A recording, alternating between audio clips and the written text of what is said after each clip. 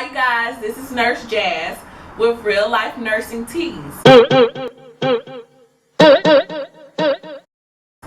I'm going to tell you guys why I became a nurse today, so let's go ahead and get started. So basically in high school, I went to high school in West Palm Beach, Florida. High school I went to was Suncoast Community High School, Go Chargers. My guidance counselor also went to Florida A&M University, which is the college I attended. And basically, I was going to major in English so I could go to law school. Both my parents were educators, and she told me, sis, how you going to pay for law school with a job as a teacher and getting a job in an English degree? And I was like, well, maybe I could teach or write books. And she was like, sis, you want to teach? And I was like, nah. Both my parents are teachers, so I was like, no. They've been teaching for almost 30 years now, both of them. So I went ahead and I chose to do pre-nursing because my cousin was a nurse, and I said, do you like it? She was like, I love it. Try it out. In pre-nursing, you have to take chemistry, organic chemistry for nursing, and I swear that was the hardest class of my life. My summer before going into my sophomore year of college, when pre-nursing was really hard, I asked God to show me a sign before fall semester started as to why I should stick with nursing. So my first day at work, I was a preschool teacher with 4-year-olds. One of my students was moving so slow, we were climbing the lighthouse, and he was going so slow up the stairs. And I'm like, what's going on, buddy? You're moving so slow. He's like, nothing, be mindful. I got to work just in time to make it to the bus for the field trip. So another teacher handed me this backpack, and I'm carrying this backpack all day. We do the trip. He comes down the stairs, and I tell another teacher, I'm like, what's wrong with him? Why is he moving so slow? She looks at me and says, you know he has diabetes. I said, what? Nobody told me he has diabetes. So I said, let's check his blood sugar. We check his blood sugar. Blood sugar was 27.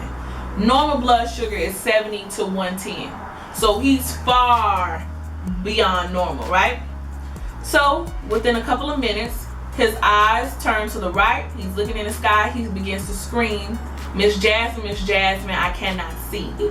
He had a seizure in my arms.